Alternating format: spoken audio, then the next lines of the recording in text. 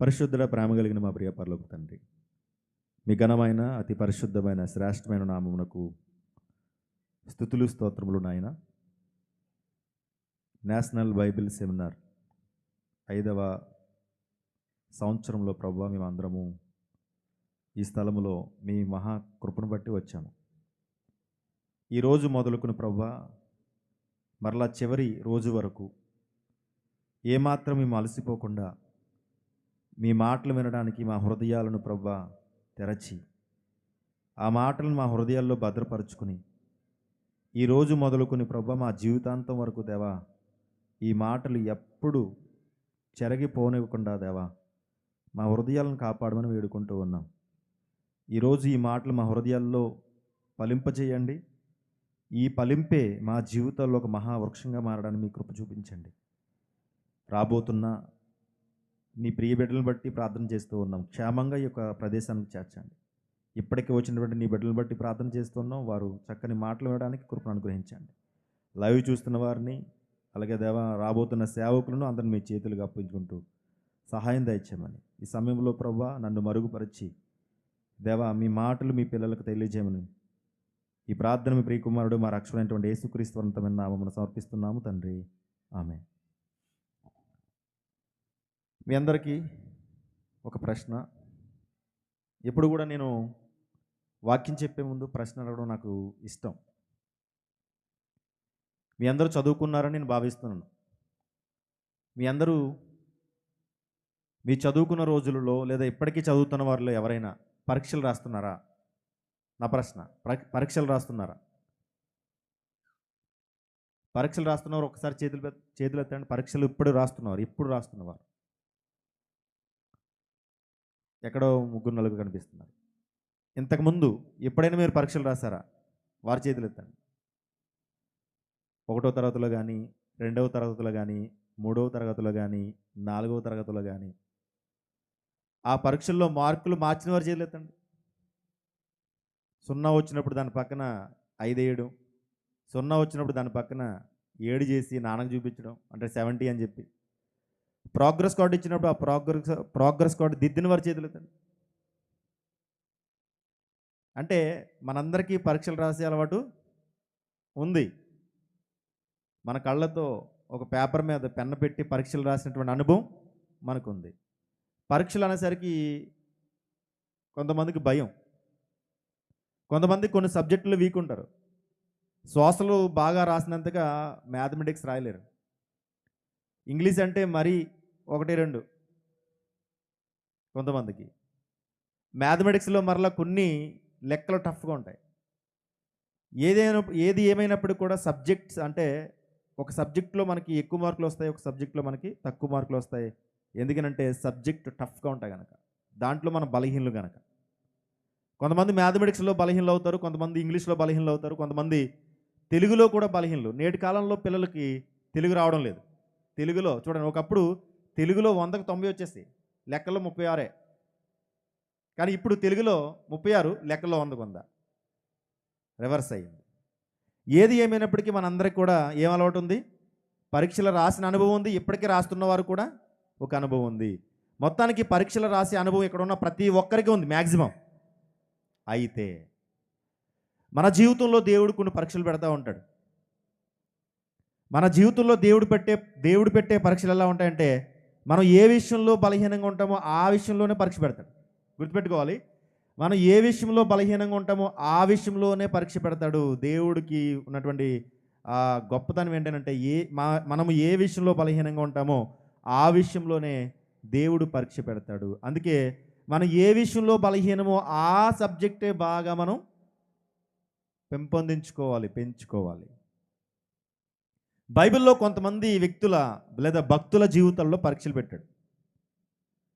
ఆ భక్తుల జీవితాల యొక్క ఆ విధానాన్ని చూసినప్పుడు ఆ పరీక్షల్లో వారికి వచ్చిన మార్కులు ఏంటి ఇప్పుడు చూద్దాం. మీరు అనుకోవచ్చు, ఇదేంటండి 7 రోజులు అయిన తర్వాత చివరి రోజు ఎవరైనా పరీక్షలు పెడతారు, మీరు మొదటి రోజు ప్రారంభించేసే పరీక్షలు ఇంకా మేమేం వినలేదు, కనీసం మొదటి వర్తమానం కూడా అవ్వలేదు, మొదటి వర్తమానం అయిన తర్వాత పెట్టినా బాగుండు, మొదటి వర్తమానానికి ముందే పరీక్షలు అంటున్నారు ఏంటంటే భయపడకండి. మీ చేతికి పెన్ ఇవ్వం, మీ చేతికి పేపర్ ఇవ్వం, కానీ బైబిల్లో ఉన్న భక్తులు ఎలా పరీక్షలు రాస్తారో ఆ పరీక్షలకు వారికి వచ్చిన మార్కులు ఏంటో తెలిస్తే మనం పరీక్షలు ఎలా రాయాలి, మనం ఎలా మార్కులు సంపాదించాలో మనకు అర్థమవుతుంది. చూద్దాం ఒక్కొక్క పరీక్ష ఏంటంటే. పరీక్ష అయితే ఒకటే, కానీ సబ్జెక్టులు వేరు. దేవుని యొక్క విధానం నిన్న నేడు రేపు ఏకరీతిగా ఉన్నాడు. ఆయన పరీక్ష ఎప్పుడు ఒకలాగే పెడతాడు, కానీ సబ్జెక్టులు మారుస్తాడు. ఒక్కొక్క భక్తుడికి ఒక్కొక్క సబ్జెక్ట్ ఇస్తాడు. మనము 10th క్లాస్కి వచ్చిన తర్వాత 10th క్లాస్లో ఎన్ని సబ్జెక్టులు ఉంటాయి? ఎన్ని సబ్జెక్టులు? 6 కదా, 7 ఇప్పుడు ఎన్ఎస్ ఫిజిక్స్ విడదీస్తాయి. ఓకే, ఎన్ఎస్ అన్న ఫిజిక్స్ అని మొత్తం సైన్సే కదా. Telugu, English, Hindi, social, science, mathematics 6 లేదా 7 సబ్జెక్టులు ఉంటాయి. ఇప్పుడు దేవుడు మనకు పెట్టేది ఇంగ్లీష్ కాదు, తెలుగు కాదు, హిందీ కాదు, మ్యాథమెటిక్స్ కాదు. భక్తులు పెట్టిన పరీక్షలు కూడా అవేమీ కావు. మరి ఏంటి పరీక్షలు అనంటే జీవితంలో ఎదురయ్యే సమస్యలకు పరీక్షలు పెట్టాడు. ఆ పరీక్షలు ఏంటనేది ఒక్కొక్కటిగా చూద్దాం. ఆదికాండం 14వ అధ్యాయం 22, 23 వచనాలు చూడండి.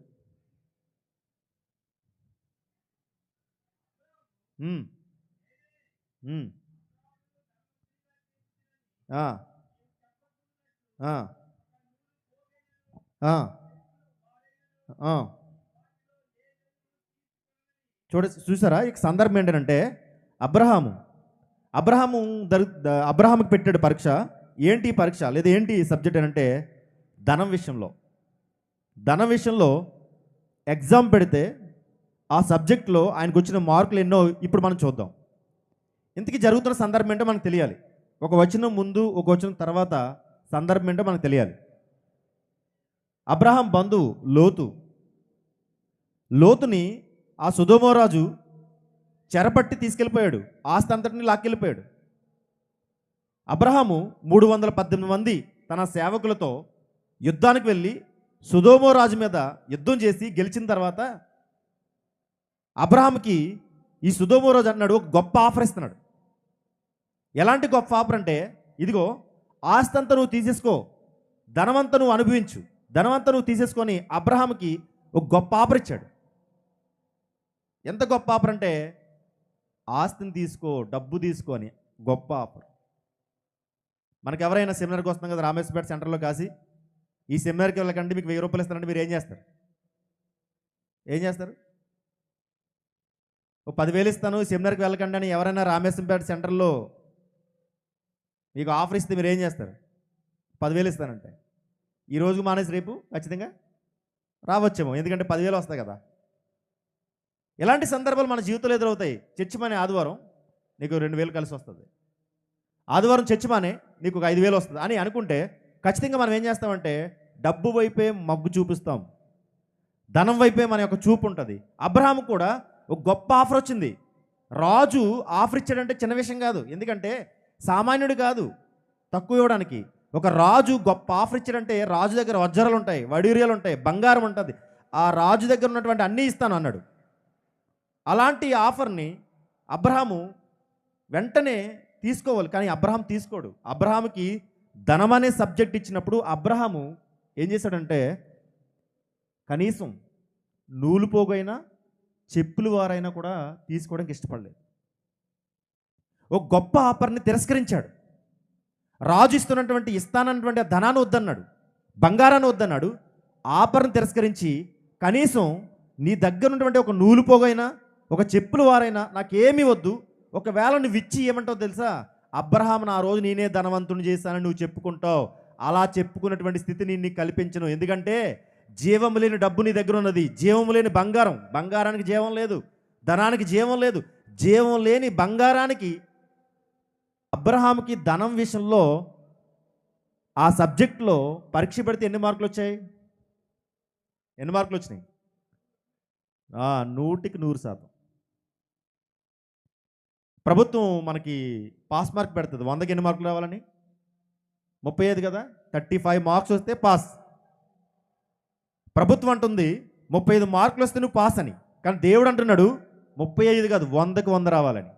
అబ్రహాముకి ధనం అనే విషయంలో ఆ సబ్జెక్ట్ విషయంలో పరీక్ష పెడితే ఎన్ని మార్కులు వచ్చాయంటే 100కి 100%, 100కి 100 వచ్చేసింది. అంటే is the number 1 ranker in the world. ప్రపంచంలో నెంబర్ 1 ర్యాంకర్ ఎవరంటే అబ్రహాం. ఈ సబ్జెక్ట్లో, ధనం అనే సబ్జెక్ట్లో. ఈరోజు ఆస్తి కోసం ఎన్ని కొట్లాట్లు. ఒకే కుటుంబంలో చిన్నప్పటి నుంచి కలిసిమెలిసి పెరిగి అయినటువంటి ఆ కుటుంబంలో అన్నదమ్ముల మధ్య ఆస్తి కోసం కొట్లాట. ఆస్తి కోసం తల్లిదండ్రులకి గెంజేయలేని పరిస్థితి ఈరోజు. ఆస్తి కోసం తల్లిదండ్రులు బ్రతికుండగానే వారితో దొంగ సంతకాలు చేసుకున్నటువంటి స్థితి ఉందా లేదా? ఆస్తి కోసం తల్లిదండ్రులను విడిచేసి ఎక్కడో వృద్ధాశ్రమంలో జాయిన్ చేయిస్తూ వారిని ఏమాత్రం కూడా పట్టించుకోకున్నటువంటి ఎంతోమంది కుమారులు కుమార్తెలు కూడా ఉన్నారు కదా ఆస్తి కోసం. ఆ ఆస్తి బైబిల్ చెప్తుంది, రాడికల్ స్టేట్మెంట్ ఏంటి తెలుసా? సమస్త కీడులకు మూలం ధనం. అలాంటి ధనము అబ్రహాం దగ్గర వచ్చేసరికి అబ్రహాం అంటున్నాడు, నాకు ఏమి వద్దు, కనీసం నూలు పోగైనా చెప్పులు వారైనా నాకు వద్దని. ఏం తిరస్కరించాడు? ధనాన్ని తిరస్కరించాడు. అంటే ధనం విషయంలో దేవుడు అబ్రహాంకి వచ్చిన మార్కులన్నీ 100కి 100. ఓకే, నెక్స్ట్ సబ్జెక్ట్ వేరే వ్యక్తికి. ఎవరనంటే మోషే. హెబ్రీయులకు రాసిన పత్రిక 11వ అధ్యాయం 24వ వచనం చూడండి. హెబ్రీయులకు రాసిన పత్రిక 11వ అధ్యాయం 24వ వచనం. మోషే పెద్దవాడైనప్పుడు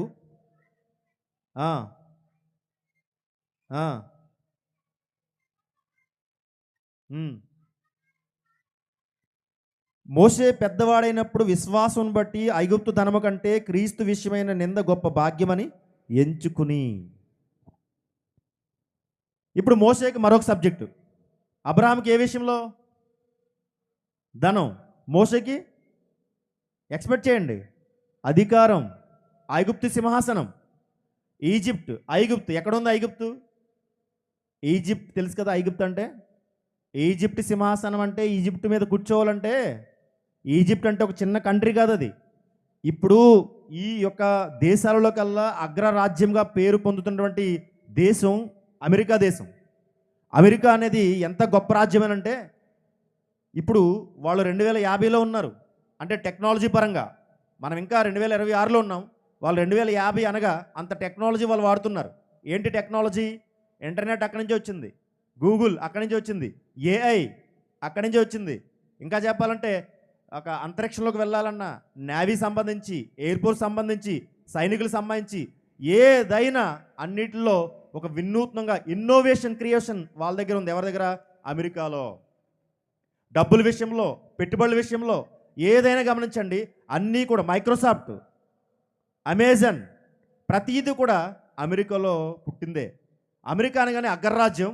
వారి దగ్గర ఉన్నటువంటి ఆ యొక్క వినూత్న పద్ధతులు వేరే వారి దగ్గర ఉండవు.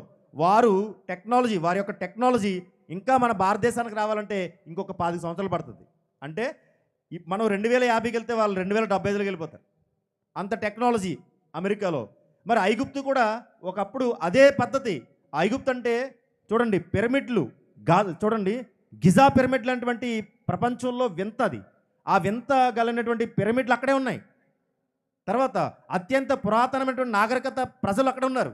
ఆ నాగరికతలు అక్కడే పుట్టాయి. అంత గొప్ప ఐగుప్తు రాజ్యానికి ఒక సింహాసనం ఉంది.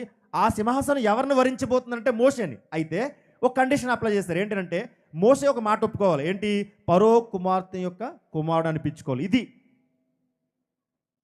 మోషేకి ఎంత గొప్ప ఆఫర్ అంటే, ఒక సింహాసనం మీద కూర్చోవడం అంటే చిన్న ఆఫరా చెప్పండి?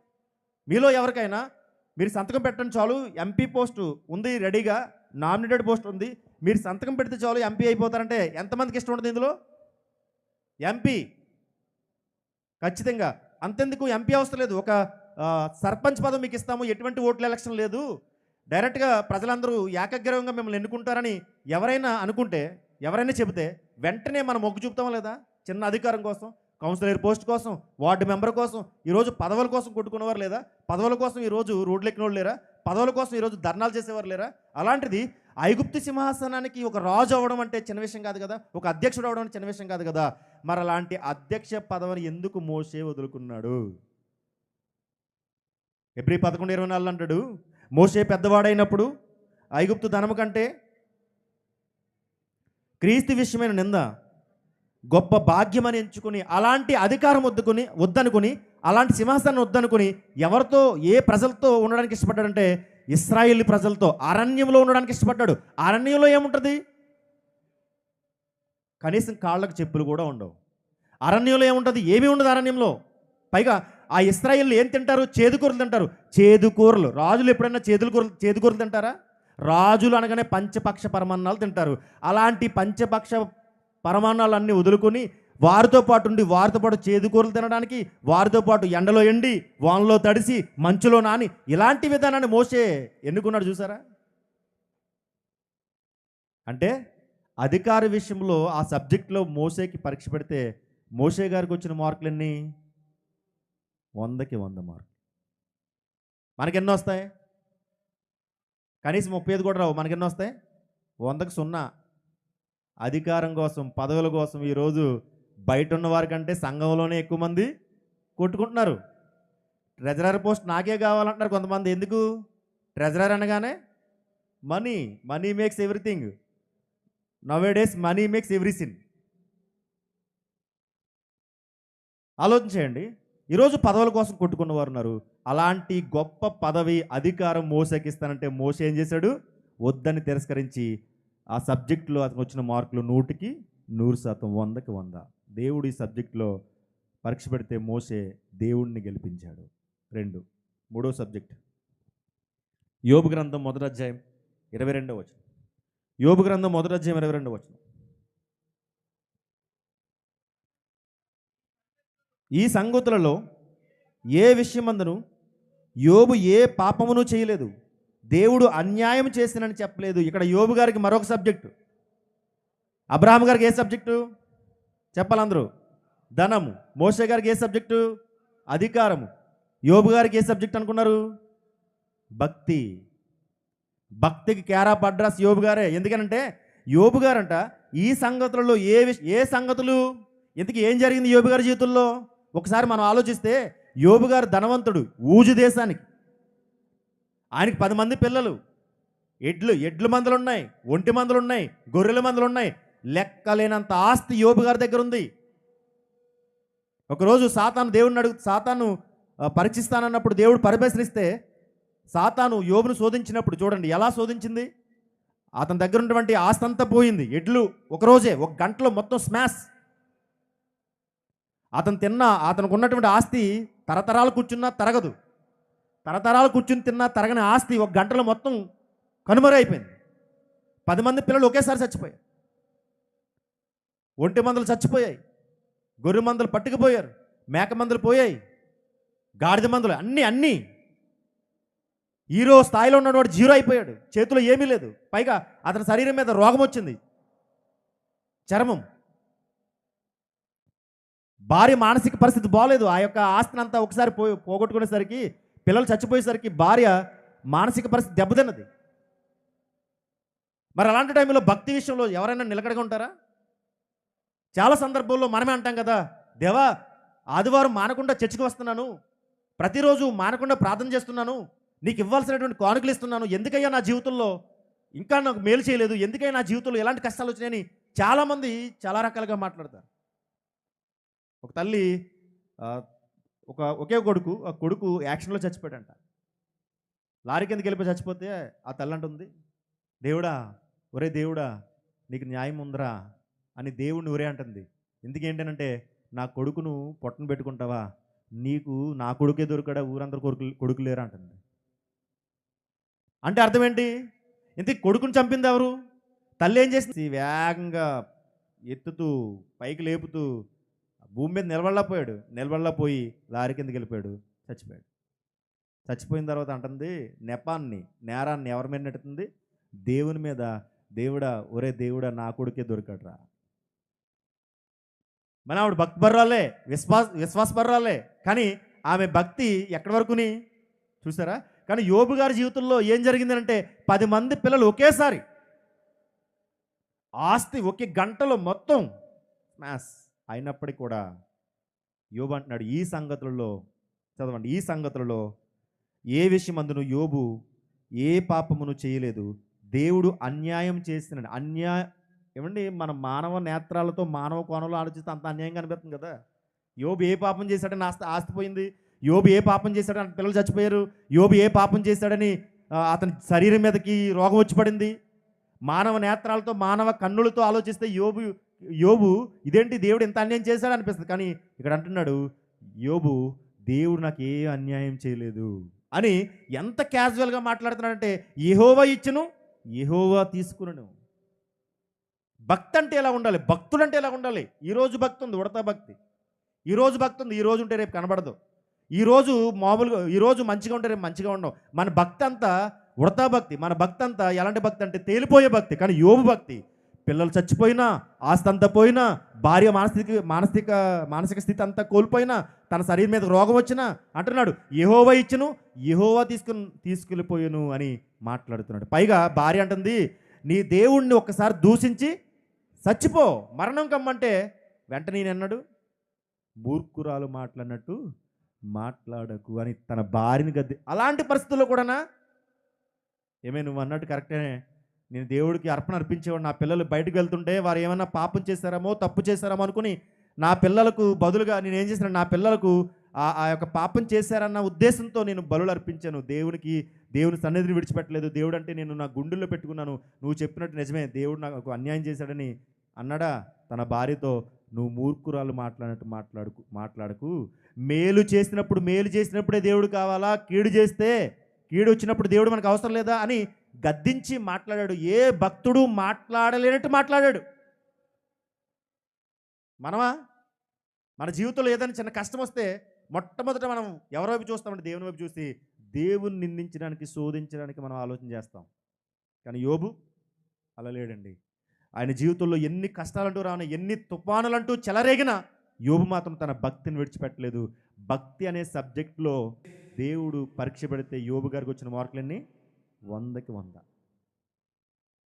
భక్తి. అబ్రహాం ఏ విషయంలో చెప్పాలి, అబ్రహాం ఏ విషయంలో ధనం, మోషే అధికారం, తర్వాత యోబు గారు భక్తి. ఎన్ని సబ్జెక్టులు ఉన్నాయి? 3, ఇంకా 30 ఉన్నాయి. భయపడకండి, త్వరగానే ఊహించుకుందాం. నెక్స్ట్ ఆదికాండం, క్షమించండి, దానియేలు గ్రంథం 1వ అధ్యాయం 8వ వచనం. దానియేలు గ్రంథం 1వ అధ్యాయం 8వ వచనం చూడండి. దానియేలు గ్రంథం 1వ అధ్యాయం 8వ వచనం. రాజు భుజించు భోజనమును పానము చేయు ద్రాక్షరసమును పుచ్చుకొని తన్ను అపవిత్రపరచుకొనకూడదని దానియేలు ఉద్దేశించి తాను అపవిత్రుడు కాకుండాన్నట్లు వాటిని పుచ్చుకొనకుండా సెలవిమ్మని నపుంసకుల అధిపతిని వేడుకొనగా. జరుగుతున్న సందర్భం, రాజు భోజనం ఎవరికంట? దానియేలుకి. రాజుల భోజనం అనగానే ఎంత క్వాలిటీగా ఉంటుంది. రాజులు అనగానే మన దాబా పక్కన చూసారా, హైవేలో దాబా పక్కన దాబాలో ఏముంటుందంటే రాజుల భోజనం బోర్డు పెడతా ఉంటారు ఈ హైవే పక్కన. ఆ రాజులు కాదు అవి, అది రాజుల భోజనం కాదు, చిట్టిపుచ్చలు బిర్యానీ ఏదో, అది రాజుల క్వాలిటీలా ఉంటుంది. అది లోపలికి వెళ్తే మసాలా ఎక్కువైపోయి కొడబంత మాడిపోతుంది. అది రాజుల భోజనం కాదు. రాజుల భోజనం అంటే, రాజులు అంటే ఏళ్ళు నెబుకద్నెజర్ రాజు. ఈ నెబుకద్నెజర్ అనేటువంటి రాజుకి భోజనం వస్తుందంట ప్రతిరోజు. ఆ భోజనం అంటే ఎన్ని ప్రోటీన్స్ ఉంటాయి, ఎంత పోషకాహారం అది. ఈరోజు డాక్టర్ అంటున్నాడు, నీ ఆరోగ్యము తగ్గాలంటే, నీ ఆరోగ్యం బాగుండాలంటే, నువ్వు మంచిగా ఉండాలంటే మంచి పోషకాహారం తీసుకోవాలి. తినే దాంట్లో ఈరోజు మనం ఏం తిన్నా అందులో ఏం చూసుకుంటున్నాం? పోషకాహారం చూసుకుంటున్నాం. ఫైబర్ కావాలి, ప్రోటీన్స్ కావాలి, ఆకుకూరలు తింటే ఐరన్ కావాలి. ఇలా ప్రతి దాంట్లో మనం ఏం చూసుకుంటున్నాం? ఆరోగ్య సంబంధమైన ఆహారం తీసుకోవాలని ఆలోచిస్తున్నాం. కానీ ఈరోజు పిల్లలు అలా లేరు కదా. ఫాస్ట్ ఫుడ్, నూడిల్స్, ఫ్రైడ్ రైస్లు, బిర్యానీలు ఎర్ర కనిపించినవి బాగా కావాలి. అందులో ప్రోటీన్సే ఉంటాయి, పోషకాహారం ఉంటుంది, అంత సర్వనాశనం. కానీ ఈ రాజులు తినేటువంటి భోజనం, రాజులు ఎప్పుడైనా మీరు గమనించారా? క్రికెట్ ఆడుతున్నటువంటి విరాట్ కోహ్లీని చూసారా? విరాట్ కోహ్లీ వాటర్ తాగుతాడట. వాటర్ బాటిల్ ఖరీదే 6,000 నుంచి 7,000 ఉంటుందట. మీరు ఎప్పుడైనా ఈ వాటర్ తాగారా? ఒక వాటర్ బాటిల్ కొనుక్కున్నారా? 6,000 నుంచి 7,000. మనం ఎప్పుడు 20 రూపాయల వాటర్ బాటిల్ తప్ప ఇంకేది కొనుక్కోం, రైల్వే స్టేషన్లో కానీ బస్ స్టేషన్లో కానీ. కానీ క్రికెట్ ఆడుతున్నటువంటి విరాట్ కోహ్లీ యొక్క వాటర్ బాటిల్ ఖరీదు, అనగా నీళ్లు ఖరీదు 6,000 నుంచి 7,000. ఎందుకంట? సెంచరీల మీద సెంచరీలు చేయాలి కనుక, పొట్ట రాకూడదు కనుక, షుగర్ రాకూడదు కనుక, బీపీ రాకూడదు కనుక, ఫిట్నెస్గా ఆ ఎండలో ఆట ఆడాలి కనుక 6,000 నుంచి 7,000 వాటర్ బాటిల్ ఖరీదు. ఇక నెబుకద్నెజర్ రాజు అనేటువంటి ఈయన మరి ఇంకెంత ఖరీదు వాటర్ తాగుతాడు? రాజు ఈయన. భోజనం ఖరీదు ఎంత ఉంటుంది? మన రావులపాలెంలో వివాహం చేశారు. ఆ రావులపాలెంలో ఒక ఆయనంట 250 ఐటమ్స్ పెట్టాడంట పెళ్ళిలో. 250 మనకు సెమినార్ కదా, ఎన్ని ఐటమ్స్ పెడతారు ఇక్కడ? Rice, sambar, curry. ఏదన్నా సండే వస్తే స్పెషల్, లేదా 3-4 ఐటమ్స్, 250 ఐటమ్స్. అదే 250 ఐటమ్స్ మీకు ఇక్కడ పెట్టామనుకోండి, ఏం చేస్తారు మీరంతా?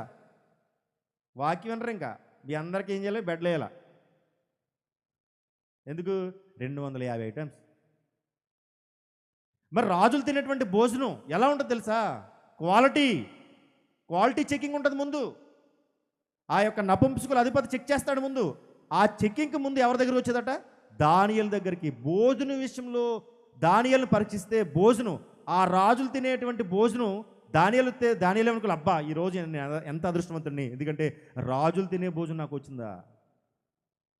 ఎప్పుడైనా మంచి భోజనం అంటేసరికి మనకి ఎక్కడో లేని సంతోషం వస్తుంది కదా. ఈరోజు జాయింట్లు ఉన్నాయంటే మనకి ఎక్కడో జాయింట్లో పెయిన్స్ అన్నీ పోతాయి. ఈరోజు చికెన్ అంటే ఎందుకో మనుషులు రోజు చికెన్ తింటున్నా మరలా చికెన్ తింటూనే ఉంటారు. 31st నైట్ చూడాల. ఇంకా ఆ రోజు కోసిన కోళ్ళు ఇంక ఏ రోజు కోయరు. ఆ రోజు తెగబడినటువంటి మేకలు ఇంక ఏ రోజు ఉండవు. కారణం, మనుషులు భోజనాలంటే ఎక్కడ లేని సంతోషం. పైగా భోజనాల్లో స్పెషల్ ఐటమ్స్ అంటే ఇంకా సంతోషం.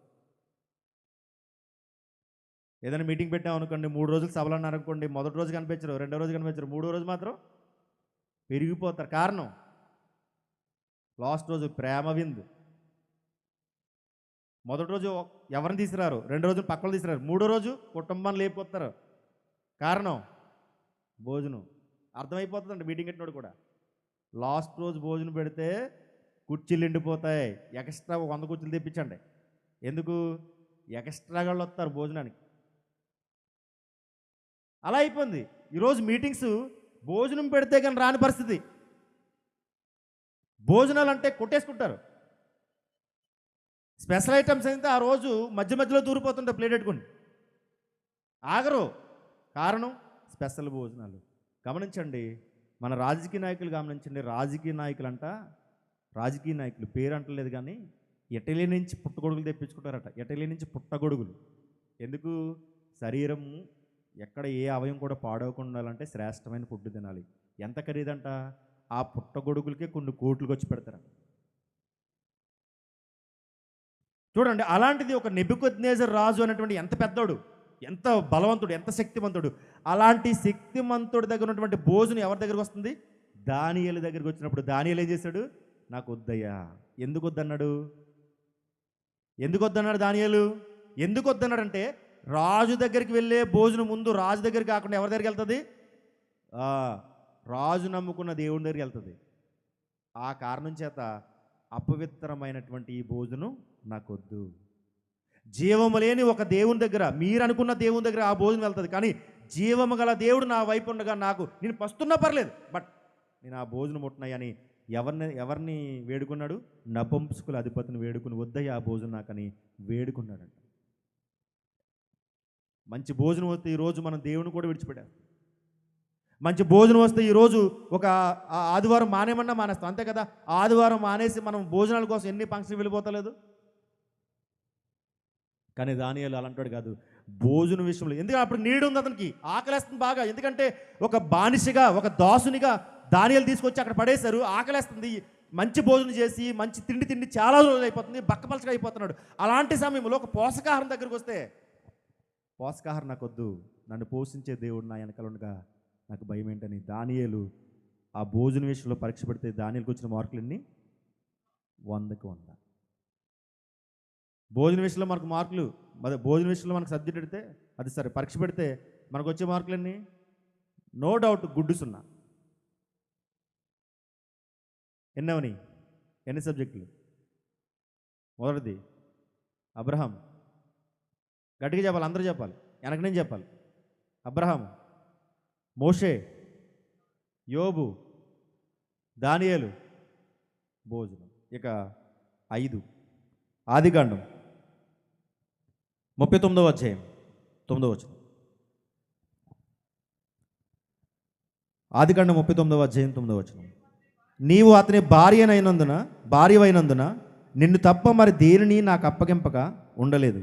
కాబట్టి నేనెట్లు ఇంత ఘోరమైన దుష్కార్యము చేసి దేవునికి విరోధంగా పాపం కట్టుకుందని తమ యజమానుని భార్యతో అనను. ఇక్కడ యోసేపు గారు కనబడుతున్నారు. యోసేపు గారికి ఇచ్చిన సబ్జెక్ట్ ఏంటి చెప్పగలరు ఎవరైనా? యోసేపు గారికి ఇచ్చినటువంటి సబ్జెక్ట్ పాపము.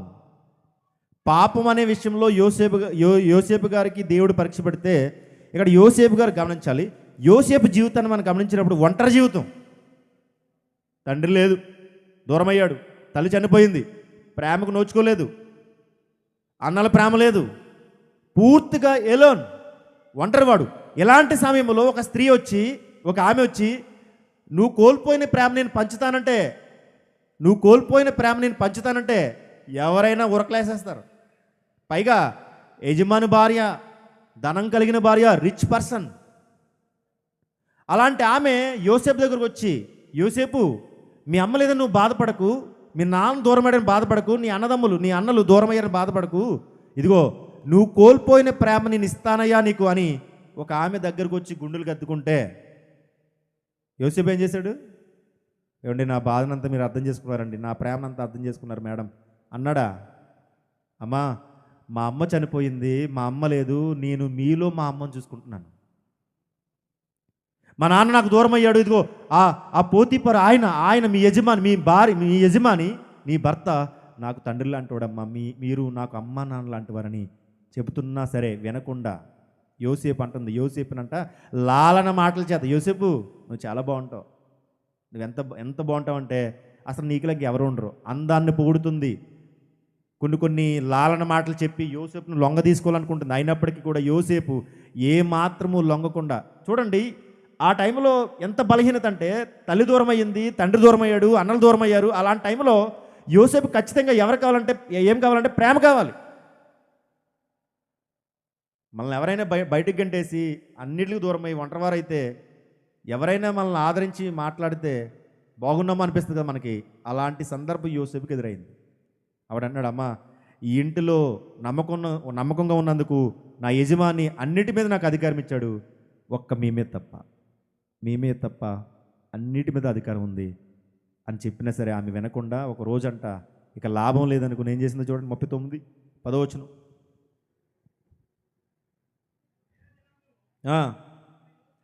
దినదినము ఆమె యోసేపుతో మాట్లాడుచుండెను, కానీ అతడు ఆమెతో సైనించుడికైనను ఆమెతో ఉండుడికైనను ఆమె మాట విన్నవాడు కాదు. దినదినం ప్రతిరోజు ఆమె అదోలా చూడడం, ప్రతిరోజు ఆమె ఎప్పుడు యోసేపు వస్తాడా, ఎప్పుడు చేయి పట్టుకుందామని ఆలోచన, ఎప్పుడు యోసేపుతో కలుద్దామనేటువంటి ఆలోచన. ఏంటండి ఈ పాడుబుద్ధి?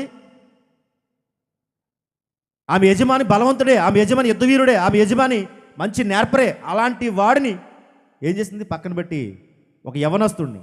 ఈరోజు ఇలాంటి ఎంతోమంది స్త్రీలు తమ యజమాని, తన భర్త ఎండలో చూడండి గొడ్డులా కష్టపడుతుంటే ఆ కష్టాన్ని గుర్తించకుండా ఎంతోమంది ఈరోజు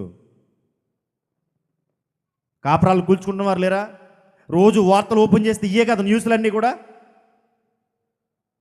కామంతో ఈరోజు చాలామంది ఏమైపోతున్నారు? నాశనం అయిపోతున్నారు. యోసేపు లాంటి ఒక యవనస్తుని పట్టుకుని యోసేపుని లాలన చేసి మంచి మాటలు మాట్లాడి ఏదో లాగా లొంగ తీసుకుందామన్నటువంటి ఉద్దేశంతో ఉన్నప్పుడు యోసేపు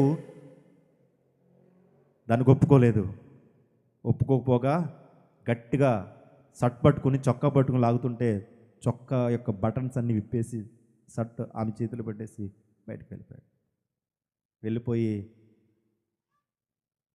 పైగా ఈమె అతని మీద నేరం నెట్టి అల్లరి చేసి, యోసేపు నన్ను పాడు చేయబోయాడు, యోసేపు నన్ను ఇదిగో చెరచబోయాడని చెప్పి అబద్ధ సాక్ష్యాన్ని సృష్టించి యోసేపును జైలుకి పంపించింది. ఏమండి, యోసేపు గట్టిగా అరవచ్చు కదా, కేకలు వేయచ్చు కదా, నా తప్పేమి లేదండి, ఈమె అని చెప్పచ్చు కదా. చెప్పడు. ఎందుకంటే తన యజమాని పరువు పోతుందని. తన యజమాని నన్ను నమ్మి ఈ నమ్మకమైనటువంటి పనిలో నన్ను పెట్టాడు, ఇప్పుడు నేను ఒకవేళ ఈ విషయం బయట పెడితే నా యజమాని పరువు పోయి ఎవరు కూడా నా యజమానికి వాల్యూ ఎవరు, ఎందుకంటే తన భార్య ఎలా చేసిందని తెలుస్తుందని చెప్పేసి తన యజమాని పరువు కాపాడడం కోసం జైల్లో చెరసాలలోకి వెళ్ళి ఆ యొక్క చెరసాలలో బాధను అనుభవించాడు. పాపం విషయంలో ఆ రోజు యోసేపుకి ఆ సబ్జెక్ట్లో ఎగ్జామ్ పెడితే ఆయనకు వచ్చిన మార్కులన్నీ 100కు 100. అదే విషయంలో మనకి పెడితే ఎవరైనా ఒక అందమైన అమ్మ వచ్చి నువ్వు బాగున్నావు అని చెప్పి నీతో మాట్లాడడానికి ప్రయత్నం చేసినప్పుడు, లేకపోతే ఎవరైనా ఫేస్బుక్లో మెసెంజర్లో లేకపోతే ఎవరు తెలియని వాళ్ళు ఎవరైనా సరే నీతో మాట్లాడినప్పుడు వెంటనే నీ ఆలోచన ఏంటి తెలుసా? వెంటనే ఆమె డీపీ ఏంటి ఎవరు అని తొందర వస్తుందా అంటే నువ్వు పడిపోయావు అని అర్థం. ఒక రాంగ్ నెంబర్ నుంచి కాల్ వచ్చింది, ఎవరబ్బా ఆలోచన వేరు, ఎవరై ఉంటారు. కానీ యోసేపు అలాంటాడు కాదు. యోసేపు ఎంత గొప్పవాడనంటే చూడండి, అలాంటి బలహీనత ఎలాంటి బలహీనత ఆయనకున్నట్టు బలహీనత ఏంటి? తల్లి లేదు, తండ్రి లేడు, అన్న లేరు, ఏ ప్రేమకు నోచుకోలేదు. అలాంటి సమయంలో ఒక ఆమె వచ్చి నేను ప్రేమను పంచుతానంటే ఒప్పుకున్నాడా? నా దేవుని ప్రేమ నాకుంది, దేవునికి నేను విరోధంగా పాపం చేసిన వాడిని అవుతాను అని యోసేపు పాపం విషయంలో ఆ పాపం అనేటువంటి ఆ సబ్జెక్టులో దేవుని గెలిపించాడు పాపం చేయకుండా. ఎలాంటి యోసేపులు ఉండాలి కదా నేటి తరంలో. ఎలాంటి యవనస్తులు ఉంటే ఎంత బాగుంటుందో తెలుసు కదా. ఈ తరంలో ఎలాంటి యవనస్తులు చూడండి, ఎలాంటి అవకాశాలు వచ్చినా సరే ఎలాంటి చెడు అవకాశాలు మాకు వద్దని చూడండి దేవుల్లో బలంగా నడిచే యవనస్తులు ఉంటే ఎంత బాగుంటుంది ఈ సమాజం. కానీ అలాంటి యవనస్తులు లేరు ఇప్పుడు. ఎలాంటి యవనస్తులు? వచ్చిందే అవకాశాల కోసం గుంట నక్కల కాసు కూర్చుంటున్నారు. మాటలు కలిపి కాపురాలు కూల్చేసి, నీ భర్త మంచోడు కదా, నిజమే నువ్వు అన్నట్టు నీ భర్త మంచోడు కదా అనేవారు ఉన్నారు. నిజమే నీ భర్త ఎందుకు చేతకనడనే అని అవకాశాలను బలహీనతలు అడ్డుపెట్టుకుని ఈరోజు స్త్రీలను చూడండి, తల్లి లాంటి వాళ్ళని, చెల్లి లాంటి వాళ్ళని, అక్క లాంటి వాళ్ళని లోపరుచుకుని ఎంతోమంది కాపురాలు కూల్చుకునేటువంటి వారు చాలామంది ఉన్నారు. కానీ యోసేపు కాపరాలు కూల్చేవాడు కాదు, కాపరాలను నిలబెట్టేవాడు. పాపం విషయంలో ఈ సబ్జెక్టులో ఈయనకి వచ్చిన మార్కులన్నీ 100కి 100. ఎన్ని అయిపోయినాయి? ఎన్ని? గట్టిగా ఎన్ని? 5. అబ్రహాము, ధనం, మోషే, అధికారం, యోబు, దానియేలు, భోజనం, యోసేపు, పాపం అనే విషయంలో. ఇంకొకటి, ఇప్పటివరకు అందరూ కూడా పెద్దవారు ఎగ్జామ్ రాశారు, యవనస్తులు ఎగ్జామ్ రాశారు. యోసేపు యవనస్తుడు కదా, ఎగ్జామ్ రాశాడు. అబ్రహాం పెద్దవాడే కదా, ఎగ్జామ్ రాశాడు. ఇప్పుడు ఏమీ తెలియని ఒక చిన్న కుర్రాడు ఎగ్జామ్ రాయబోతున్నాడు. చూద్దామా యోహాను సువార్త 6వ అధ్యాయం 9వ వచనం. యోహాను సువార్త 6వ అధ్యాయం 9వ వచనం.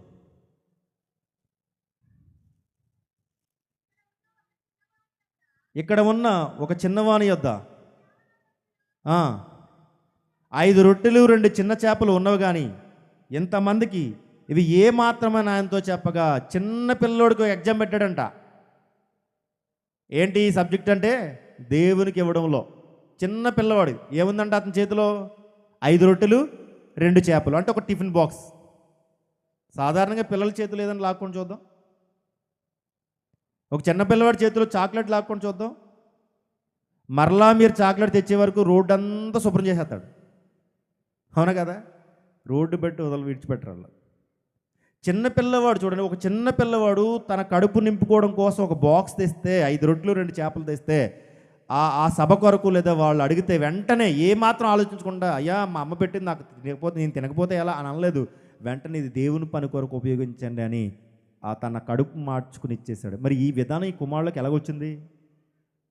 ఈ విధానం దేవునికి ఇవ్వాలి, నేను కడుపు మార్చుకున్నాను సరే, నేను పస్తులున్నా సరే దేవునికి ఇవ్వాలి అనేటువంటి ఈ ఆలోచన ఈ కుమారుడికి ఎలా వచ్చిందంటారు?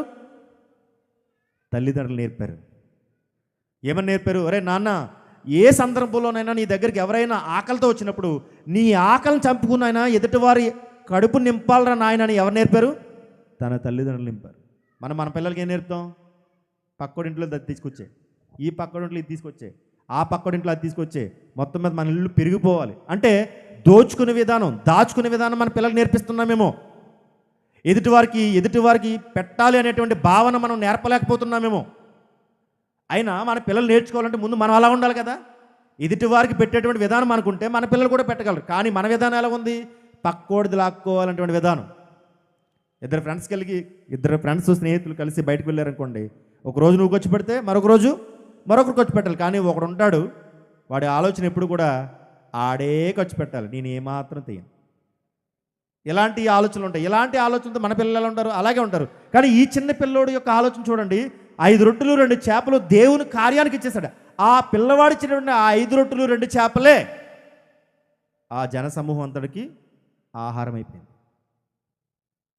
నా ప్రశ్న అండి ఏంటి తెలుసా? అసలు ఈ పిల్లోడు ఇవ్వకుండా దేవుడు ఇవ్వలేడా? దేవుడికి ఏదైనా సాధ్యం కదా. ఈ 5 రొట్టెలు 2 చేపలు లేకుండా ఆహారం అవ్వదంటే ఎందుకు అవ్వదు? దేవునికి ఏదైనా సాధ్యం, ఇవ్వగలడు. కానీ సమాజం అంతటికి ఒక లెసన్ నేర్పించాలి, ఒక పాట నేర్పించాలి. ఏంటి?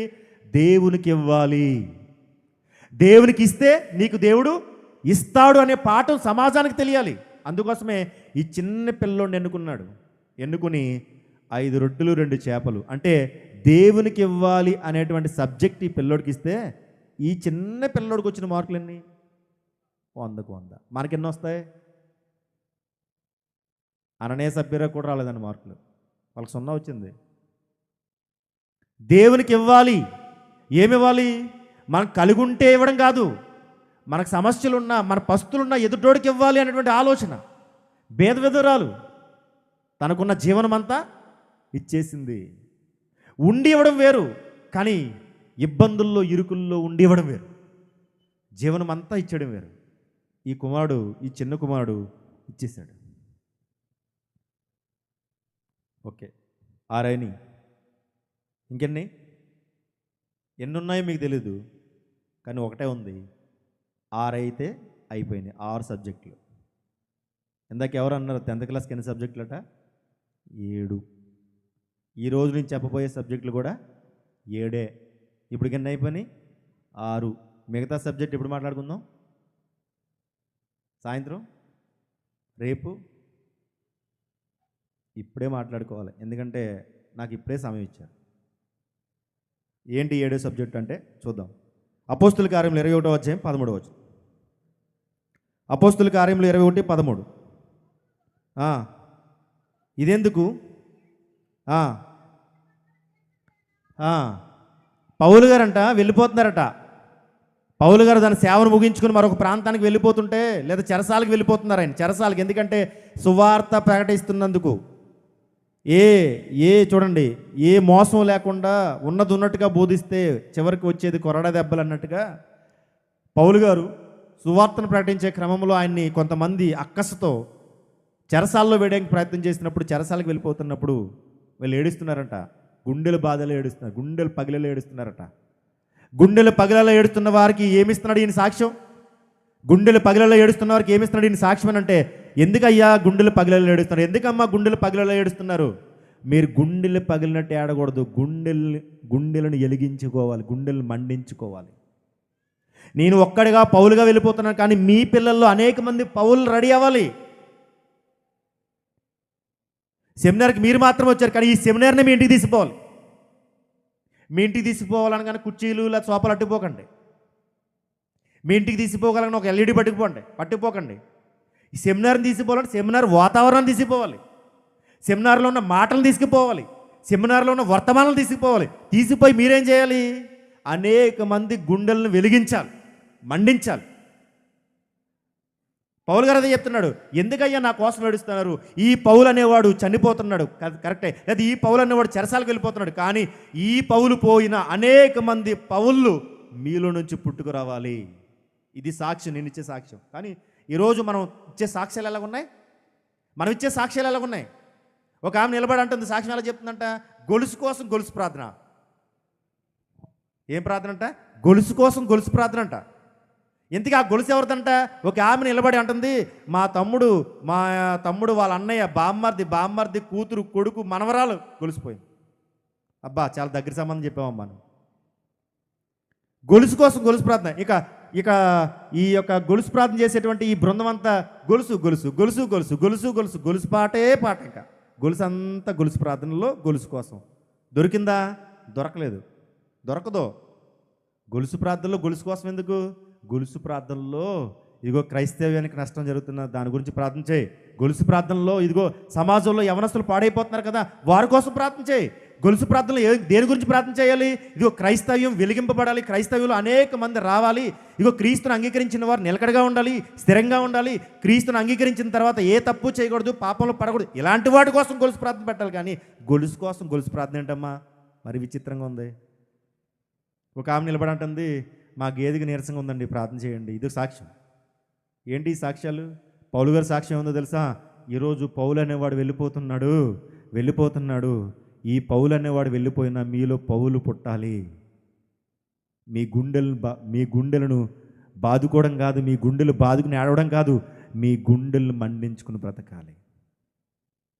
చాలామంది సెమినార్లు ఏడుస్తారు, సెమినార్లో బాధపడతారు. నేనేమంటానంటే ఏడవకండి, బాధపడకండి, గుండెలను మండించుకుని మీ గ్రామాలకి మీ ప్రాంతాలకు వెళ్ళి అనేక మందిని వెలిగించడానికి ప్రయత్నించాలి. ఈ 6 రోజులు లేదా 7 రోజులు, ఈ 7 రోజుల సెమినార్ దేని కొరకు తెలుసా? మనం విని మనం సంతోషిస్తామని కాదు, రాలేని వారి కొరకు వచ్చిన మనం ఏం చేయాలంటే రాలేని వారికి ఈ వార్తను తీసుకుపోవాలి. ఇది సెమినార్ యొక్క ఉద్దేశం. పౌలు గారు సాక్ష్యం చూసారా? అంటే సాక్ష్యం విషయంలో పౌలు గారికి ఎగ్జామ్ పెడితే, పరీక్ష పెడితే, ఆ సబ్జెక్ట్ ఇస్తే పౌలు గారు ఏం చెప్తున్నారు తర్వాత తరానికి? నా కోసం ఏడవకండి, నా కోసం ఏడకండి, మీ గుండెలను మండించుకుని దేవుని వాక్యము మీ హృదయాల్లో స్థిరపడాలి. మీరు పౌలు లాంటి పిల్లలను సమాజంలో రేపాలి. ఈ మూర్ఖులతో వాదించడానికి, ఈ మూర్ఖులు నోరు మూయడానికి మీ భక్తి జీవితం బాగుండాలని ఒక మంచి సాక్ష్యం చెప్తున్నాడండి. కానీ మన సాక్ష్యాలు అలా లేవే. మన సాక్ష్యాలు ఎలా ఉన్నాయో తెలుసా? అంతా ఈ లోకం చుట్టూ, ఈ లోక సంబంధమైన వాటి చుట్టే తిరుగుతూ, ఇదిగో నాకు మంచి ఆరోగ్యం ఉండాలి, నా పిల్లలకి ఉద్యోగం రావాలి, నా పిల్లలకి వివాహం అవ్వాలి, నా మనవరాలు బాగుండాలి, నా ఇల్లు కట్టుకోవాలి, ఇగో పలానాది కోర్టు కేసు గెలవాలి, ఇవే సాక్ష్యాలు కదా. కానీ పౌలు గారి యొక్క సాక్ష్యం తర్వాత తరాలకి పౌలు లాంటి వారు, క్రీస్తు లాంటి వారు రావాలనే సాక్ష్యం. సాక్షి విషయంలో ఈయనకి వచ్చిన మార్కులు ఎన్ని సబ్జెక్టులో? 100కి 100, 7. అయిపోయింది 10th క్లాస్, ఫైనల్ ఎగ్జామ్ అయిపోయింది. ఇప్పుడు నా ప్రశ్న, మీ బలహీనతలో దేవుడు పరీక్ష పెడితే మీకు వచ్చే మార్కులు ఎన్ని? మీ బలహీనతల్లో దేవుడు పరీక్ష పెడితే మీకు వచ్చే మార్కులు ఎన్ని? ఉంటుంది కదా, ప్రతి ఒక్కరికి ఏదో బలహీనత లేదా? ఖచ్చితంగా ప్రతి ఒక్కరికి ఏదో ఒక బలహీనత ఉంటుంది. మన బలహీనతను బట్టి దేవుడు అందులోనే పరీక్ష పెడితే మనకు వచ్చే మార్కులు ఏంటంటే తెలుసా? 0. కానీ ఈ సెమినార్ తర్వాత, వాక్యం విన్న తర్వాత మనకు మార్కులు రావాలి. ఒక అబ్రహాంకి వచ్చిన మార్కులే, ఒక మోషేకి వచ్చిన మార్కులే, దానియేలుకి వచ్చిన మార్కులే, యోబు గారికి వచ్చిన మార్కులే, ఒక యోసేపుకి వచ్చిన మార్కులే, ఒక చిన్నపిల్లవాడికి వచ్చిన మార్కులే, ఒక పౌలు గారికి వచ్చిన మార్కులే ఈరోజు నీకు నాకు రావాలని దేవుని యొక్క ఆకాంక్ష, కోరిక. వస్తాయా? సెమినార్ అయిన తర్వాత, మీరు బలపడిన తర్వాత, ఏ విషయాలలో మీరు బలం పొందుకున్నారో, మీ బలహీనత విషయంలో ఒక దేవుడు ఆ సబ్జెక్ట్లో మీకు పరీక్ష పెడితే మీకు వచ్చే మార్కులు 100కి 100 వస్తాయా? వస్తాయా? Question mark. రావాలి. బలహీనత ఏంటో బయట పెట్టండి, ఆ బలహీనత కొరకు ప్రార్థించండి. ఆ బలహీనత దేవుని ఒక వాక్యం చేత పూర్తిగా ఆ బలహీనతను జయించండి. దేవుడు మిమ్మల్ని అట్టి ధన్యతలో నడిపించును గాక. ఆమేన్. ప్రతి ఒక్కరూ ప్రార్థన చేద్దాం.